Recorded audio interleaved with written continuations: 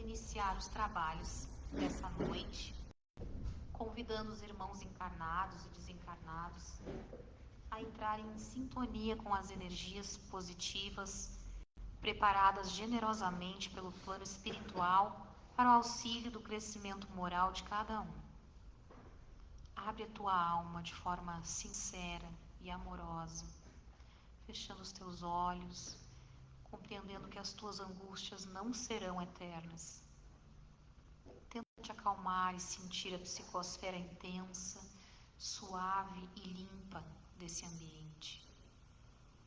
Pensa carinhosamente naqueles que fazem parte da tua existência, enviando-lhes pensamentos afetuosos. Lembra também de enviar amor àquelas pessoas com quem ainda não conseguiste te harmonizar.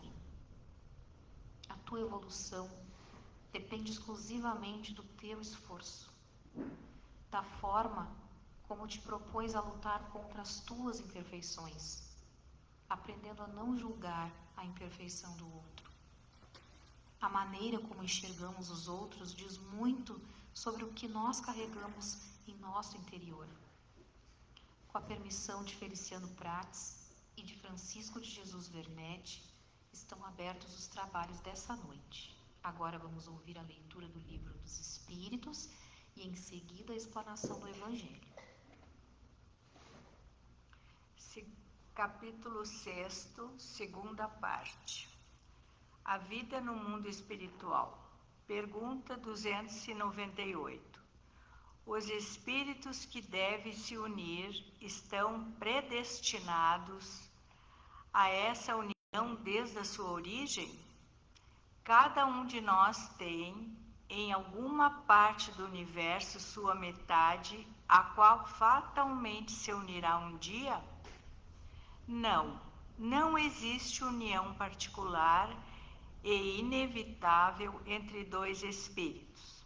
A união que existe é a união entre todos os espíritos, mas em graus diferentes e de acordo com a perfeição que tenham atingido. Ou seja, quanto mais perfeitos, mais os espíritos são unidos. Todos os males humanos nascem da discórdia, a felicidade completa resulta da concórdia. Pergunta 299. Em que sentido se deve entender a palavra metade, de que alguns espíritos se servem para designar os espíritos simpáticos? A expressão não é exata. Se um espírito fosse a metade de outro, uma vez separados, ambos estariam incompletos. Observação: espíritos simpáticos são aqueles que possuem afinidades entre si. Não necessariamente precisa estar no mesmo grau evolutivo. Por exemplo, a mãe que ama o filho que é delinquente encontra-se num grau evolutivo acima desse filho.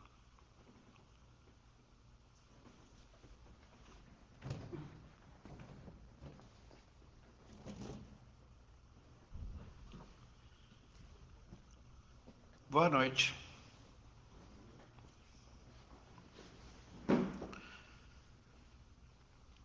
Há uns tempos atrás, eu tive uma experiência muito interessante e eu vou narrar para vocês, porque a partir desse entendimento a gente elaborou um texto para a gente conversar um pouquinho. Há mais ou menos 35 anos atrás, eu me deparei com dois jovens, não vou dizer brigando, mas estavam se agredindo verbalmente. E eu cheguei, eram pessoas muito chegadas a mim, conversei com eles, mas o que houve, o que está acontecendo? Isso está ficando mais chato, vocês duas pessoas assim. E não adiantou. E aí eu insisti novamente, mas para aí, vamos conversar. E daqui a pouco, ele, não te mete que o assunto não é contigo. E quando eu me dei por conta, eu estava no meio do rolo. Aí pensei um pouquinho, mas para aí, eu sou mais velho e não adianta eu entrar nessa confusão toda. Eu vou sair um pouquinho. Saí, me retirei e fiz uma prece, fiz uma oração. Demorou uns 10 minutos, mais ou menos, não chegou a 15. E quando eu voltei, eu até fiquei surpreso, me admirei. Parecia que estava na maior calma do mundo. Aquela briga havia cessado, diminuído. E eu me impressionei com essa história. Depois, em outras oportunidades, também tive experiências semelhantes. E eu tenho uma devoção muito grande pela fé e pela oração. Então, por isso que hoje eu vou conversar um pouquinho sobre o que é que nos dizem sobre a prece. No capítulo 27 do nosso Evangelho, os evangelistas Mateus e Marcos reproduziram na história, e tem ali consta, as palavras de Jesus quando se referiu à prece, suas qualidades, eficiências nas nossas vidas. Ele disse: quando fizerem a sua oração, não façam como os hipócritas que fingem orar, ficando em pé nas sinagogas e nas esquinas, para serem vistos pelos homens. Em verdade, eu digo a vocês que eles já receberam a sua recompensa. Quando quiserem orar, entrem para o seu quarto e, com a porta fechada, façam em segredo a sua oração. E ele, o Pai, vendo que se passa em segredo, dará a vocês a recompensa. Procurem não falar muito em suas preces, como fazem os pagãos, que pensam que é pela quantidade de palavras que serão atendidos. Não sejam semelhantes a eles, pois o Pai sabe da necessidade dos seus filhos, mesmo antes de fazerem o pedido. Antes de iniciar suas orações, se tiverem alguma coisa contra o seu irmão, perdoem-no, para que o Pai que está nos céus também possa perdoar os pecados que vocês cometem. Pois aqueles que não perdoam também não serão perdoados. Bom, as qualidades da prece são claramente definidas por Jesus. Quando vocês orarem, disse ele, não coloquem em evidência, mas orem em segredo. Não finjam orar pois não é pela quantidade de palavras que serão atendidos, mas pela sinceridade delas. Ou também pela intensidade irradiada pelo seu coração. Se tiverem alguma coisa contra alguém, perdoem. A prece chegará integral se sair de um coração purificado.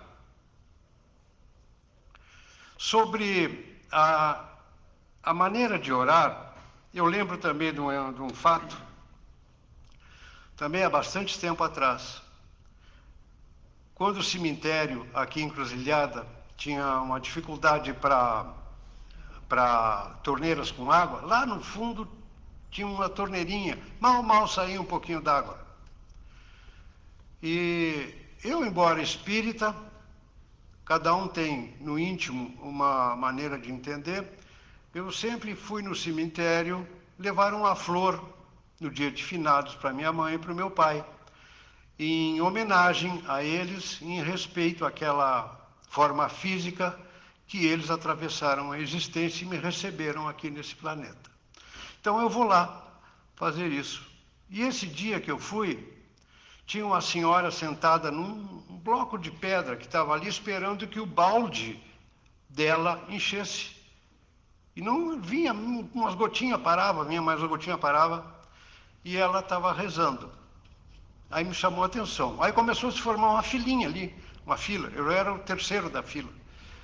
E ela rezando, e rezando. Ave Maria.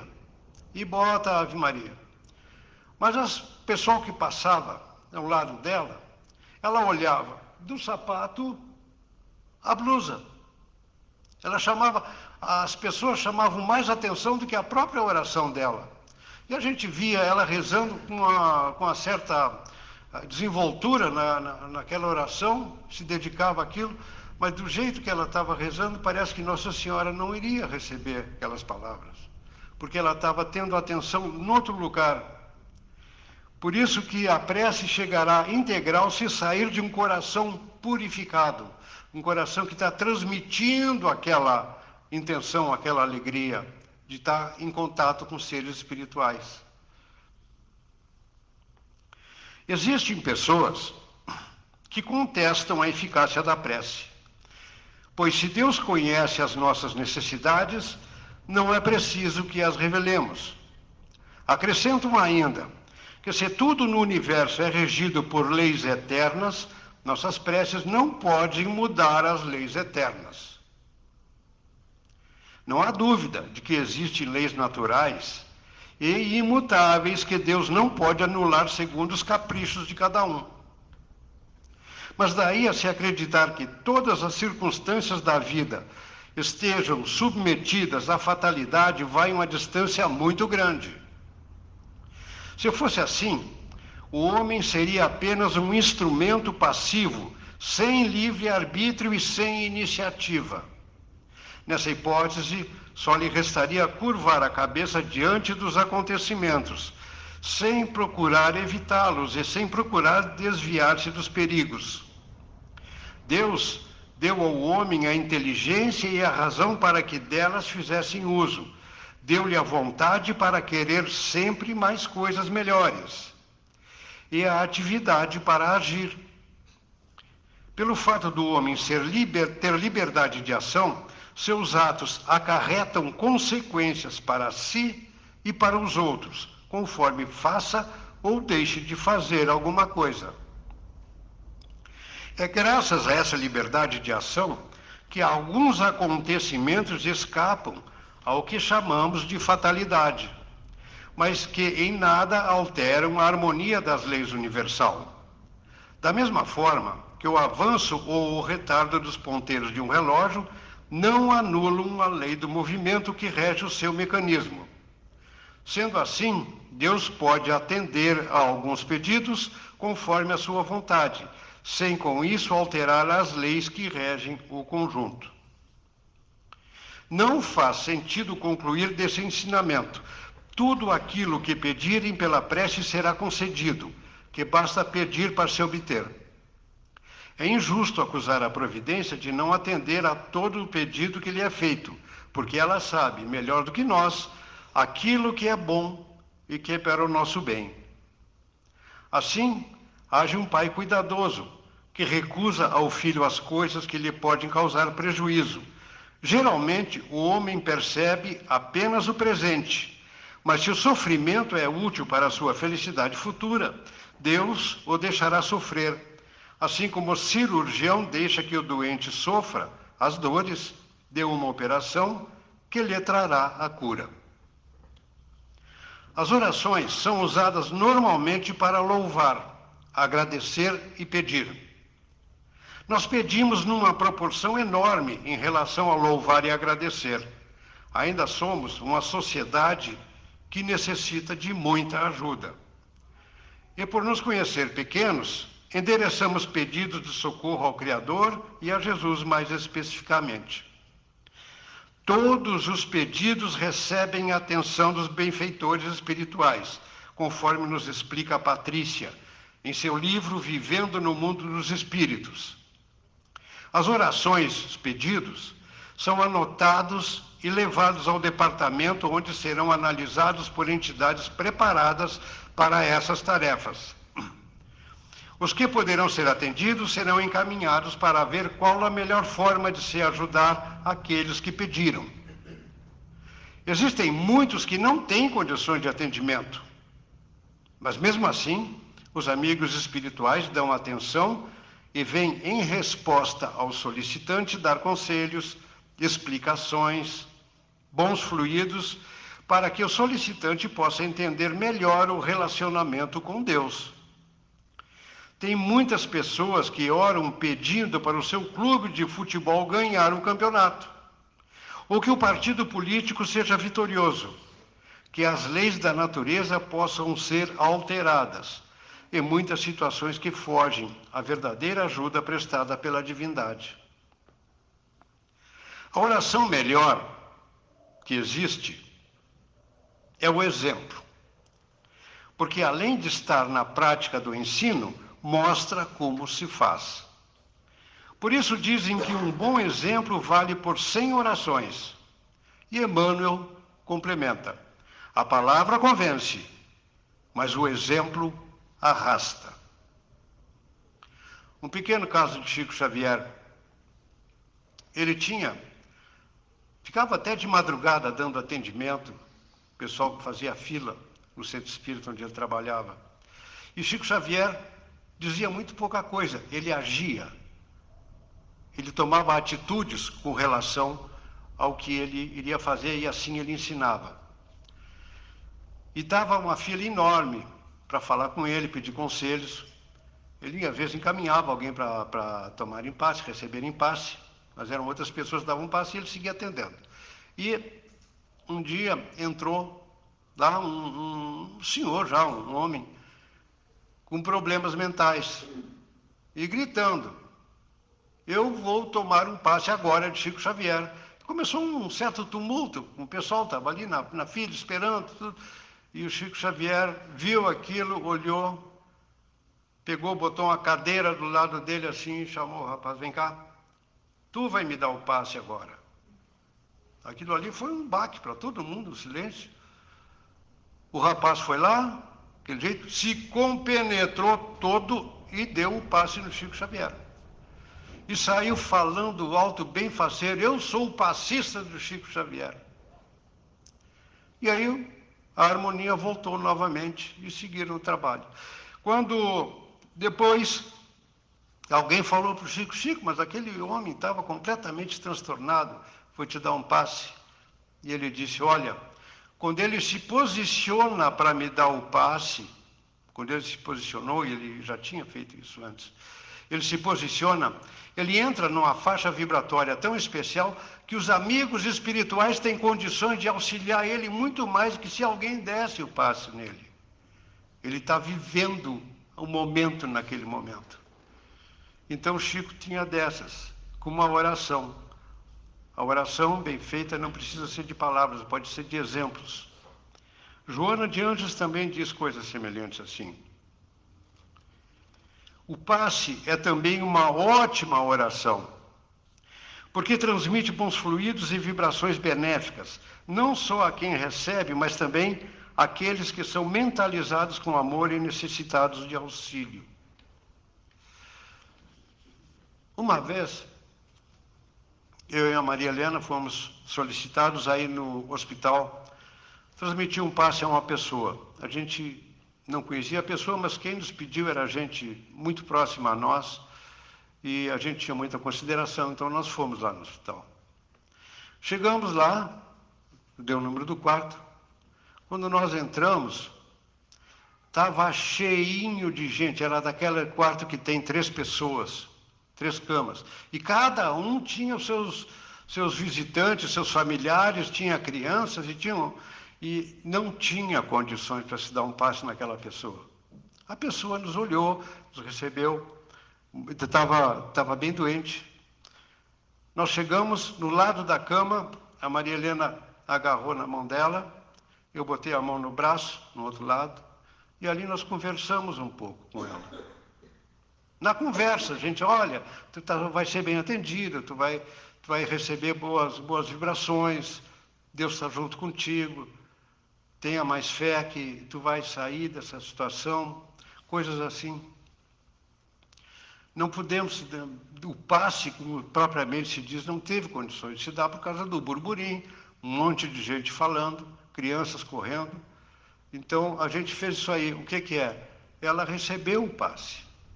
Certamente, ela recebeu, porque depois nós recebemos notícia que ela tinha havido uma melhora.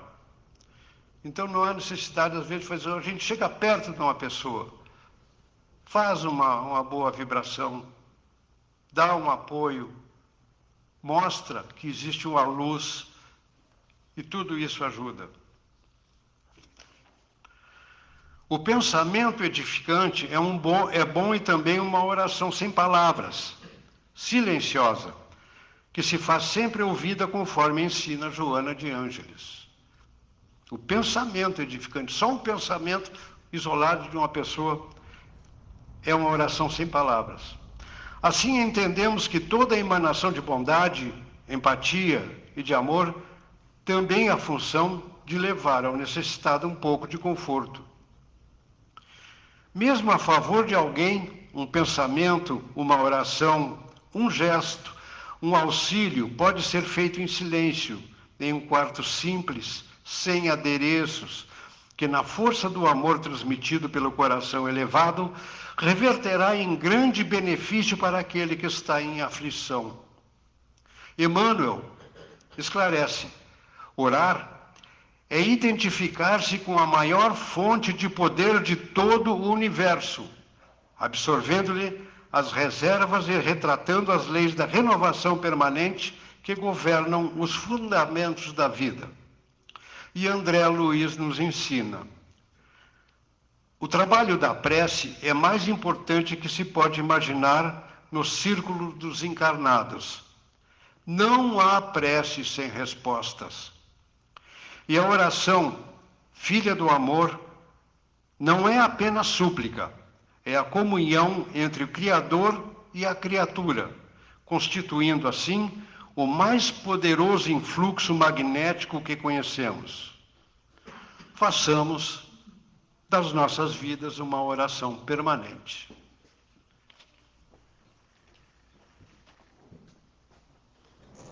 Passaremos para o segundo momento dos trabalhos, que são as preces, irradiações e os passes.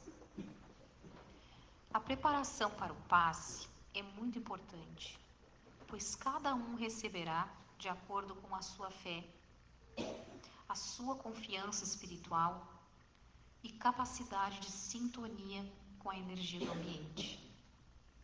Mantenha sua mente limpa, confie nos guias encarregados pelo passe e acredite que tudo o que está acontecendo contigo é necessário para a tua evolução moral. Prece da paz interior. Acalma minha alma, Senhor, que se confrange em pesares ante os problemas mal resolvidos ou sem solução. Acalma minha alma, Senhor, quando a madrugada chega e o sono não vem, para o reclamado repouso do corpo cansado da luta diária. Acalma minha alma, Senhor, e toma minha vida em tuas mãos. Conduza-me para que eu não me perca nos caminhos tortuosos do desespero e da angústia que insistentes batem à porta de meus pensamentos e de meu coração. Acalma minha alma, Senhor, equilibra as minhas energias e fortalece o meu espírito, e assim, somente assim, com o teu amor alicerçando a minha vida, é que poderei vencer hoje e sempre. Amém.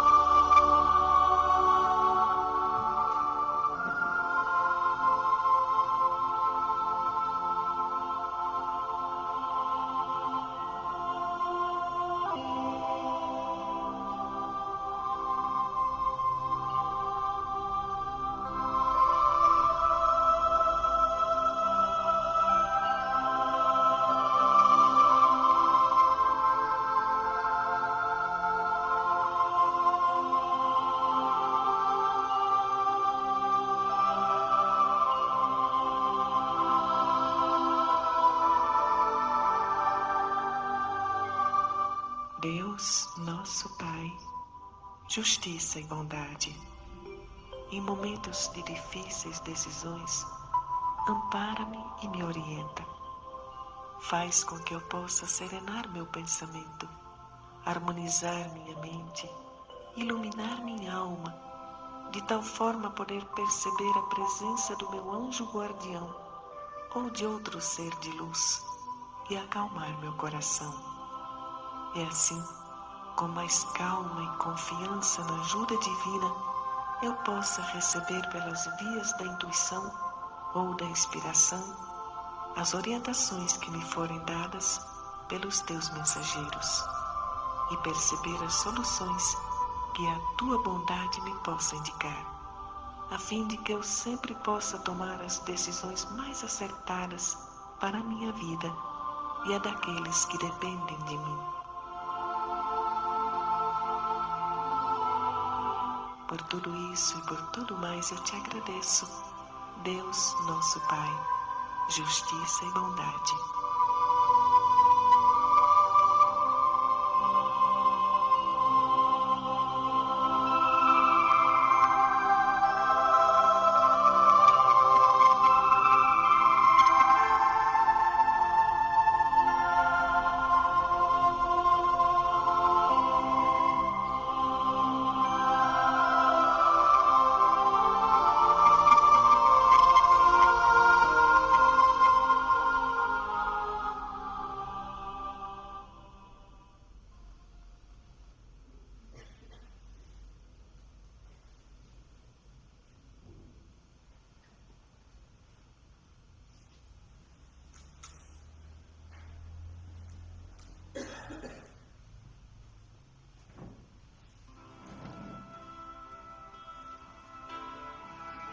Deus, nosso Pai, que sois todo poder e bondade, dai força àquele que passa pela provação, dai luz àquele que procura a verdade. Ponde no coração do homem a compaixão e a caridade. Deus, dai ao viajor a estrela guia, ao aflito a consolação, ao doente o repouso. Pai, dai ao culpado o arrependimento, ao espírito a verdade, à criança o guia, ao órfão o pai. Senhor, que a vossa bondade se estenda sobre tudo que criastes. Piedade, Senhor, para aqueles que não vos conhecem, esperança para aqueles que sofrem. Que a vossa bondade permita aos espíritos consoladores derramarem por toda parte a paz, a esperança e a fé. Deus, um raio, uma faísca do vosso amor pode abrasar a terra. Deixai-nos beber nas fontes da vossa bondade fecunda e infinita, e todas as lágrimas secarão, todas as dores se acalmarão. Um só coração, um só pensamento subirá até vós, como um grito de reconhecimento e de amor. Como Moisés sobre a montanha, nós vos esperamos de braços abertos. Ó bondade, ó beleza, ó perfeição, e queremos de alguma sorte alcançar a vossa misericórdia. Deus, dai-nos força de ajudar o progresso, a fim de subirmos até vós. Dai-nos a caridade pura, dai-nos a fé e a razão. Dai-nos a simplicidade, que fará de nossas almas o espelho, onde se refletirá a vossa divina imagem.